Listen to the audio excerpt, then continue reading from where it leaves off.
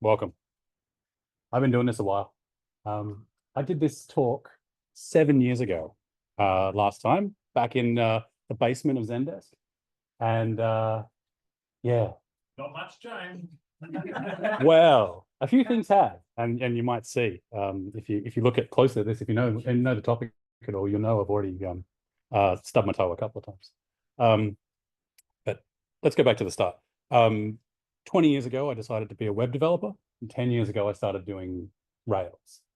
And Rails was a super easy way to get into it, into web development. When I did web development with PHP, it was pretty distressing and not at all the way I wanted to do things.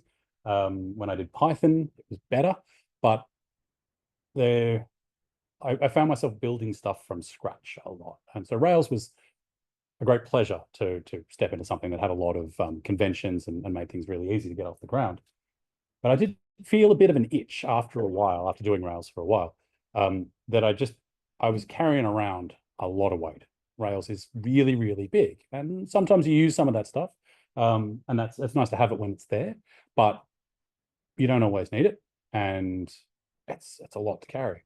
And then I had this weird experience where, because we were using Devise, as you do in Rails apps, and I was trying to understand how errors were occurring, and there'd be an authentication error or something, and it would sort of stall somewhere in the app, but never get to any of my breakpoints or anything. Never got into any part of the Rails app that I was familiar with.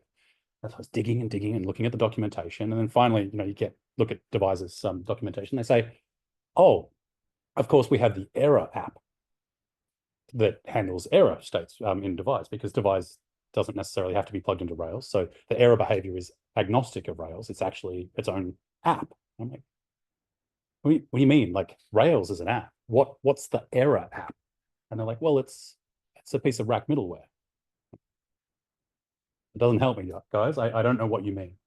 And so that started this sort of rabbit hole of learning more and more about how all of Rails is built around this central column of layers and layers and layers of different behaviors that do all sorts of useful things. They tease out the parameters into a useful sort of shape. They allow for quick redirects or asset serving or all sorts of other wacky stuff that your main app never needs to hear about. It doesn't care. And so it can so every request comes in down this stack, and then finally it gets to the bottom and sort of bottoms out into the Rails application and says, oh, okay, none of the shortcuts worked. Now, do you want to go and talk to a controller? Maybe you'd like to hear some data from a model. Maybe you'd like to render a view. And that's all at the end of this very long chain of quite interesting, quite complicated machinery. Rack's always sort of been part of Rails, but a lot of the machinery that was being built for Rails got extrapolated out and turned into pieces of middleware, and pushed into the stack and pushed up and down in the stack. And things like Devise are essentially pieces of Rack middleware, and the error mechanism for Rack for Devise is another piece of Rack middleware. And so, yeah, it's pretty cool. And so as I started to learn about this and feel the weight of Rails, it's like, oh, I don't. Maybe all I really want is just a small group, maybe one verb. Maybe there's just one thing I want to do. I want to get a get or a post or some other thing. And my entire application is this one very simple, very practical sort of thing that I want to do. And so that led me to start learning properly how Rack works. 7 years ago, I did this talk and I wrote these slides. And so I thought it'd be trivial just to pull this out of Git and run it again. And I mean, you can, like, the code looks, my understanding looking at the documentation, the code looks basically the same. And so, I mean, we can sort of jump in here and minimize that. Yeah, that's a really good idea. I should do that. There we go. This thing, I've been fighting that all day. Anyway, so I don't know if you saw in the editor, the file that we're editing here is a config.ru, and that's a rack up file. So that's a set of instructions for rack behavior. And there's you might have seen these in association with like actual Rails applications and stuff. If you look closely, this is actually how your Rails application gets linked into something larger like Humor or something similar. But there is a terrible little application called Rackup that you can run, and it will just it's the bare minimum host environment to run a rack application. I say horrible, like it's perfectly cromulent. It's a reasonable solution to the problem. But from the early days, it's bundled WebBrick. Now, if anyone remembers early versions of Rails, we often used WebBrick to run our Rails applications, and then we learned better because WebBrick is not very good and doesn't receive a lot of love. And so after enough times, Rails would bundle Rack would bundle Rackup would bundle WebBrick, and WebBrick would have a security problem every second day. And so at that point, like the Rack people are like, get Rackup out of the gem. So they unbundled it. But then for situations like this, people are still experimenting with Rackup, etc., still have this problem. Or sometimes you would use Rackup for like testing, but maybe like webmock or some other mechanism. And so WebBrick kept causing problems. So they took WebBrick out of Rackup, and now it's not a strong dependency anymore. But if you go to the Rack GitHub page, they still say, please just use Puma or something. Just don't use WebBrick. It's just causes too much pain. But so here's basically the slides that I had from 7 years ago, and we can launch Rackup just like we did back then. And yeah, we should be able to pop into here. Now, this is one I ran before. Now let's reload it. Right. They seem to have moved the goalposts on me somehow. Status must be an integer. So if you look at the Git history for this repo, this worked 7 years ago, but okay, say so. Apparently, that can't be a string representation of 200 anymore. It has to be just 200. Okay, let's try restart this. Okay, cool.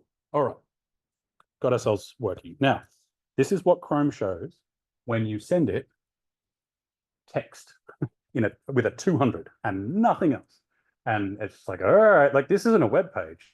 Like this, I don't know what it's supposed to be, but like, so it just gives you this really stark, really like minimalist, like, yeah. Are you in dark mode, or does it do that by default? That's a good question. Like it's boring because I sent no information. It's probably black because it's in dark.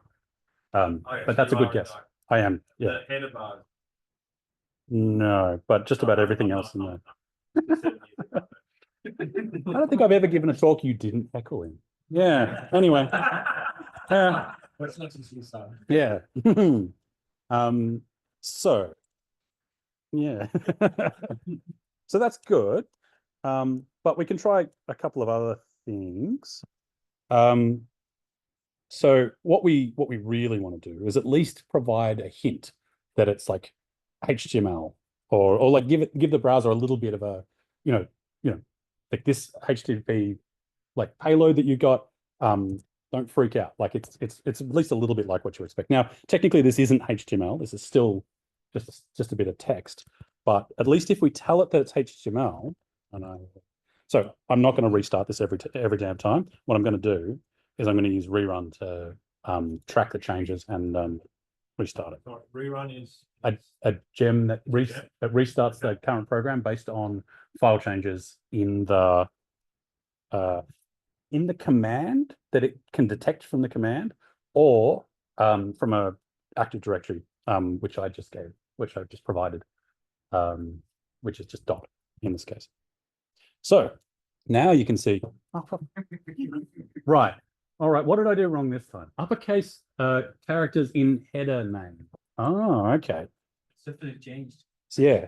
So this is one of the things that they changed for a more recent version of Rack, is that they now enforce this convention that all header attributes need to be defined as lowercase, because we have this constant like enforcing that they're detecting if they're uppercase, or just enforcing that they're lowercase and fighting back and forth. It's a lot of unnecessary work. It'd be nice if we could just trust various parts of the ecosystem just to always be using lowercase. They're supposed to be lowercase. That's the standard. We just tolerate uppercase and have invented misery for ourselves as a result.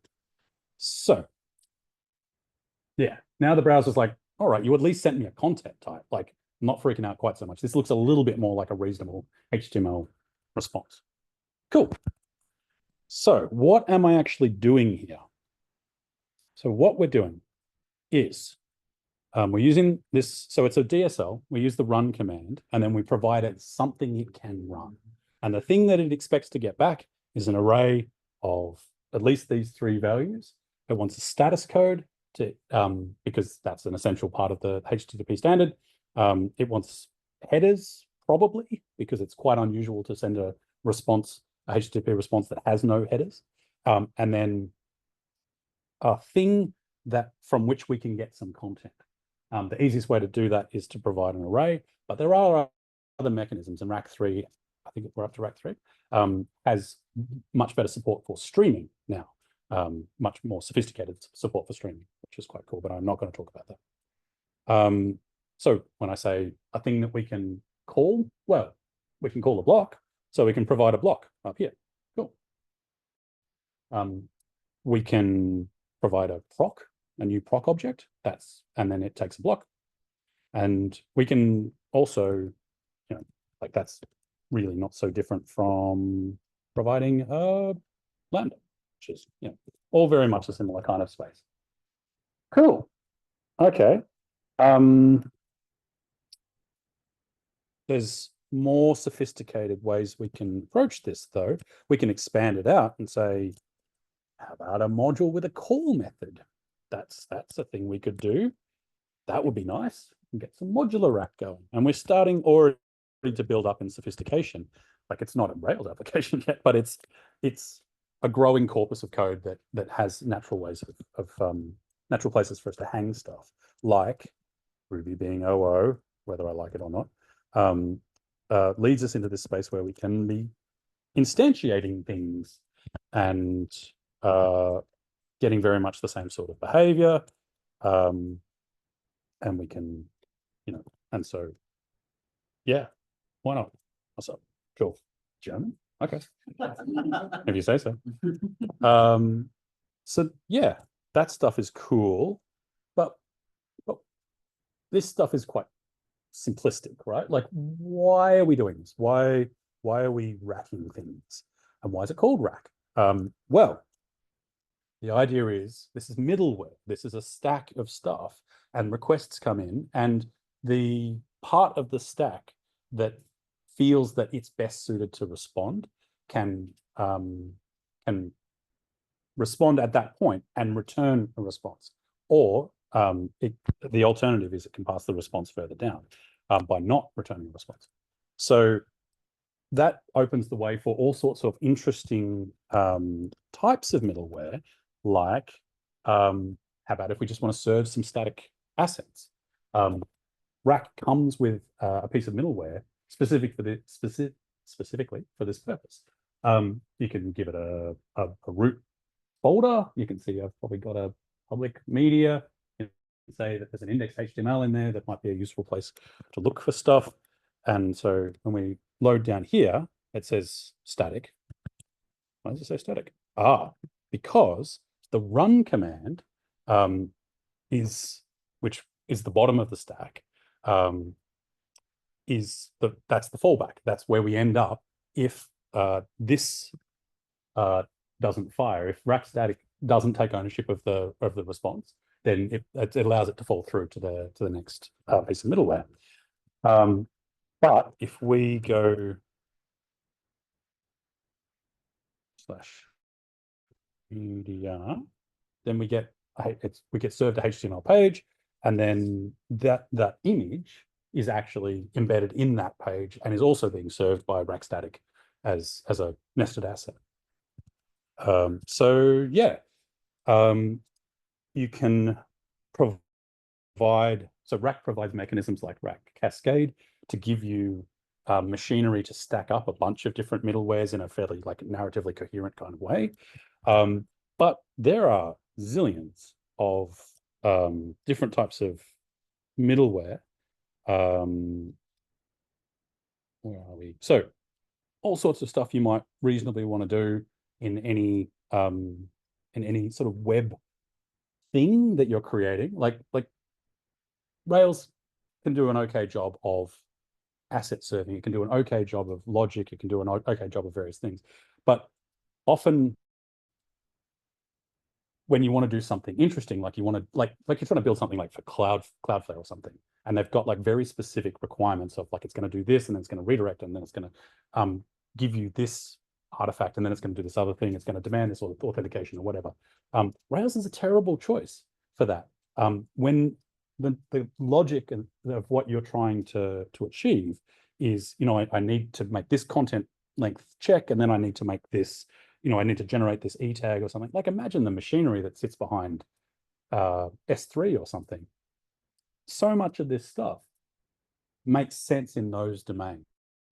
And building Rails apps is fun and a way to have a career.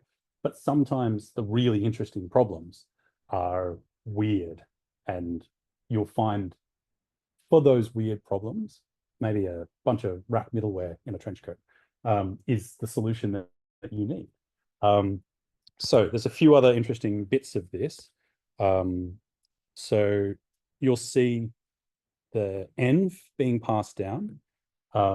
So each piece of middleware gets a blob of data that it can interact with various parameters and stuff inside it.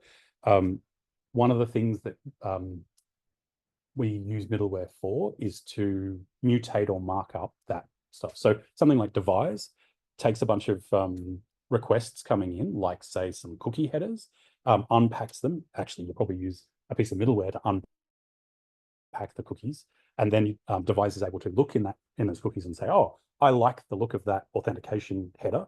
I reckon that's associated with this user. And then from that point, they put that in the env, and then they let it fall through to the next user, to the next piece of middleware. And so every piece of middleware from then on can be looking in there and going, well, is this an authenticated user? Oh, devise says yes. That's how it works. And then that mechanism surfaces a user into your Rails app or whatever, if that's where you're familiar with using it. But that's how that mechanism works. So yeah, so middleware can use that env, it can mutate that env, and that's gets passed all the way down the stack for everyone to use. Yeah. So the beauty of retreating back up to this level of simplicity away from something as big as Rails is that you then see new places to go. So when you think about building an API, like building an API in Rails, they've tried really hard to make that less horrible than it used to be. And I've done talks about this at previous meetups. There's tools like Grape that very easily and naturally surface like a Swagger or OpenAPI API or interface for what is a very elegant little DSL. And this is the sort of stuff that fits in very naturally over Rack. So if you wanted to build something like Grape, you would use Rack and it would work really nicely. Things like Sinatra and stuff as we took all of the brains out of Rails and pushed them into middleware, that made it super easy for other people like Padrino and Sinatra to take that stack and say, that's all the good stuff. You've given us all the good stuff as these really nice modular chunks. Let's just lift that out. And whatever we put around it, it's just going to be a fraction as complicated and as powerful as Rails. So Rack is this incredible toolkit that so many people don't even know it exists, that it's powering. You're like, oh, well, I don't use Rack because I don't use Rails. It's like, you use Sinatra? Maybe use Padrino. Maybe you use, and there's so many different, Hanami. There's so many different places where Rack is helping and being useful. So yeah, for me, this was a step on the journey to end up at more like Express apps and stuff in JavaScript, because I like the evented pattern there more than sort of the way things work in Ruby. Toolkits like Falcon and stuff though, and the newer versions of Rack are bringing some of that evented stuff back into Ruby land. And so it's one of those things where I don't have to choose anymore. Like if I want to do event driven and like callback driven and stuff, behavior. I don't have to go to JavaScript anymore, which is really powerful. So yeah, I recommend checking out Falcon. I recommend learning a bit more about Rack. Have a look at your Rails applications and think about, do you need all of the middleware that's there? What's the middleware that's in there giving you? Can you push something that you're doing? Like you might be building a controller with a view and a something in your routes file and et cetera, et cetera. Maybe you just need a piece of Rack middleware. Maybe you can push it so far up the stack, it'll be radically faster. It'll be simpler, and then you'll have to explain it to all your coworkers. Because this is kind of the priesthood, the secret knowledge is of how a lot of this stuff actually works under the hood. Cool. I think I might leave it there. Any questions? Thank you.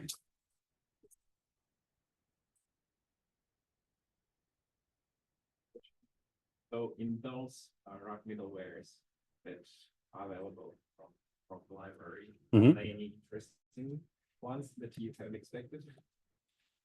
I mean, for my use case, something like static has given me, for a simple like website or something, it gives you so much of that without all of the burden of other things that it's like, oh yeah, I'll just use that. That's a really nice one. It's cool to, I mean, I would say device is probably the best known and my favorite piece of Rack middleware, but being able to log from the Rack stack is quite nice. Some of the ones that people like, there's lots of tools for building your own Rack middleware and stuff as well. They give you a bunch of cool stuff. But there's a couple. There's a Heartbeat one and Rack Attack, which is for defending against like DDoSs and stuff, or just like metering access to something. I think they're core, but I'm not certain. But they're certainly so popular and common and so part of the ecosystem that they may as well be core Rack middleware. Any other questions? Yeah. Sometimes we need to do things like reject certain types of requests as bots, that sort of stuff. And normally we might do that at either like an AWS layer or down at like Nginx. But I always find that there's a little bit of indirection there. And if we set aside performance for a second, because obviously there would be clearly doing it, say, at Nginx is going to be faster than hitting Ruby at all. But how do you feel about that trade-off between like that extra bit of performance versus the ability to see it right in your application if it was in Rack, and Rack's still going to be far faster than Rails? It's very much something where you can tune and find the sweet spot for your app. It's often very hard to identify a request that's good or a request that's bad before you get to some level of your application logic. So I've often wondered about this for like access to like API endpoints.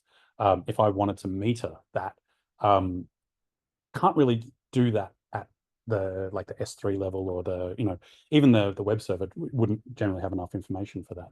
But if I can get that into a cache that's accessible from Rack, then suddenly that makes sense. I'm checking a token or something, and I can do it at a very low level. You get very anonymous very quickly as you go above that into the deep, like back towards the user, into Cloudflare or Nginx or those sorts of things. They're not designed to know much about who's talking to them, and so yeah, it's very useful very quickly as your problem collapses from like if it's an IP address, then you can stop it further away. You can just say like, you sent me 4,000 requests, you can have one. What are you doing? But very quickly you're like, okay, I don't know if you are a lazy customer or a malicious customer, and I'm gonna have to know a bit more about which customer it is and stuff. And that's where the earliest place you can do that probably is Rack. I have an example for one of the places where we used Rack middleware was to keep my action kill as generic as possible for authentication. Yeah. And the reason was that I think Sim did that as well. For the that middleware to extract the headers, because with WebSockets you can provide protocols and have custom protocols. Problem with that approach is, if you are accessing a WebSocket server from a browser-based context, you cannot add custom headers. You can only have protocols. Whereas if you're using an API tool, for example, Postman or Office, they do allow you to add custom headers even when you're contacting a WebSocket server. Browser-based servers don't. And this allows me to abstract that logic from the application itself. The application only cares about, do you have a token? And I just want to authenticate. Whether you're giving me a custom header, whether you're giving me as part of the WebSocket protocol, whether you're giving me something else, my rack will takes care of that. And that's where that sort of mutation that I was talking about of the environment as it comes down, you can homogenize things. I didn't even talk about, but that's a really good example. Homogenizing requests as they come in, boiling out the differences. I think just to add upon that, I was supposed to send the request to another application, but you don't want to write the authentication all over again, which was written on the device. We all know we can access the word and user key in the environment, which we were showing over there. So what I did, I made a middleware and placed it below the device middleware. So I can still access the user and without going all the middlewares of the Rails, which slows down the application either way. So technically the controller was doing, okay, receive this request and then forward the request and then pass it across. So I cut off the whole layer and just use the environment variable to use the ID and then pass it across to the next API request, which was just directly serving it. So that actually reduced the time to reach that API request. I didn't realize there'd be people actually doing really interesting stuff with this. That's a whole nother benefit of this I didn't expect. That's really cool. Yeah. Good talk. I'm still not that sold. So I mean, and I love the idea, right? I used to play with Mod Apache, which was part of the stack with Apache, where you could actually write your own modules. Perl had Mod Perl, and now Rack's got its middleware. And I reckon in my Rails-ish career of, I don't know, let's say last 15 years, I've touched middleware maybe once. Because usually, I mean, there's a cool thing, but one person on the team does it. And you go, oh yeah, we've got this cool middleware that does this, this, and this. Like, did you work it? No, I was working on a different project, right? I've only, I think, touched it once. Often it obscures things. But then kind of coming back to your original premise to say you could build a rack app. Like recently we were looking at building a lightweight Lambda AWS thing. We said, right, let's write this in Rust. We started scratching our heads. Let's do this in JavaScript. We were like, oh, let's do it in Rails. So we got it up and running in Rails, no problem. Once we did, then we translated it to JavaScript and Rust. But at that point, JavaScript actually, I mean, Rust was a lot better, but JavaScript kind of won out because its startup time on something like Lambda is like way ahead of Groove. At which point you kind of like, well, it's nice to create a lightweight rack app that maybe just gets a few headers, processes something, even maybe it's a database and does something. But I would often, if I'm in Rails world, I'll often go like, oh, now I need JavaScript, or now I need something else. And they go like, I just want all of Rails. And if it's really a lightweight thing, I'd imagine I probably wouldn't stay in Rack. I'd probably move to JavaScript or some other faster language. I think the only time that I've actually written my own rack app that I thought, and it's not in production, but kind of was cool, was I was doing a testing app and I actually needed the ability to run somebody else's code to test against my test suite. So I needed this ability to just fire up their Ruby code in my app. And I was like, oh, cool, I'll just do a simple rack app. And that was great. Do you really feel that you would, in production, recommend ever saying, yeah, build this in Rack versus going to the JavaScript or other options? Well, as I said, my go-to has always been JavaScript for the last sort of 10 years. But I have made a good career as a Rails developer. That's what I'm paid for at the moment. And so first of all, knowing how Rails works, I think, is absolutely essential. And particularly something like Devise that's universal, and yet so many people don't understand how it works. I think it's critical to have a sense of where it fits in the ecosystem so you can be effective to fix it. I guess I wouldn't presume to say I know all of the interesting problems that people are going to solve.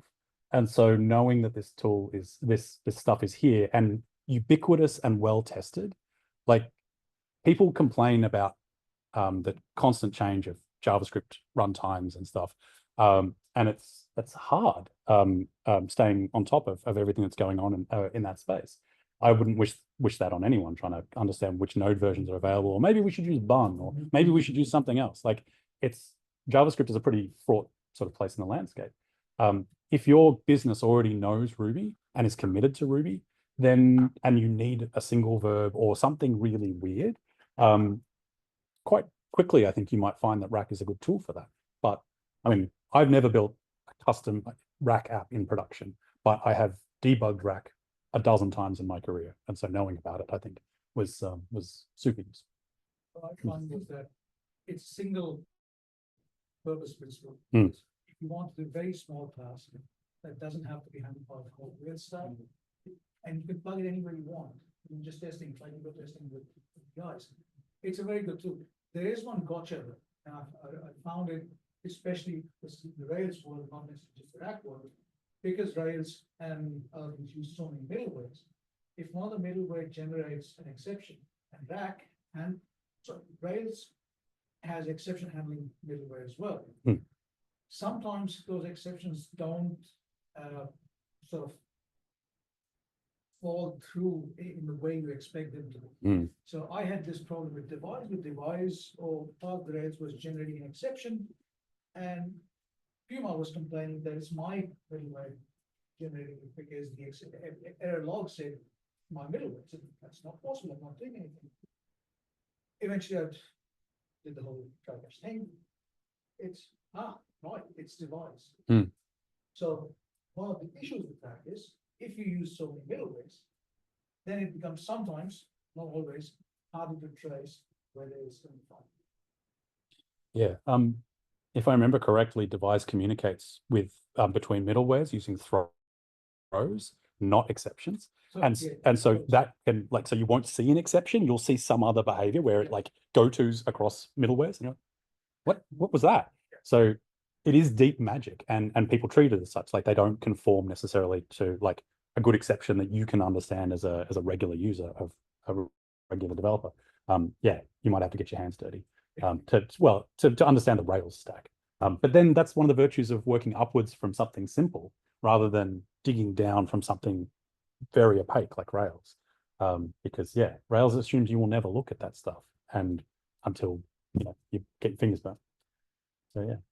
Cool. All right. Thanks for your time. Oh, sorry. Yeah, I've seen like for effective use of Rack, if you roll your own security, yeah, that was example in production. But personally, I love doing coding challenges in Rack. This is the best because you see what you get. You put some HTML in here, doc, and if you splice it up with HTMX, you just define your endpoints like index or user comments, and you just kind of do HTMX and just AJAX request and just loads the comments when you add a comment without reloading everything. It works fantastically because you get this typical task doing a financial calculator, you've got 2 hours, you do the basic right. Don't have time. Yeah, this is the perfect example. You just copy 200, type HTML, and that's it. I'd like to take more questions, but I'm aware that we're under some time pressure, so I might call it there. But Can I just close my question? yeah. I want in the break, somebody tell me why I'm wrong in thinking that using device is wrong. That sounds like a talk. Yeah. Cool.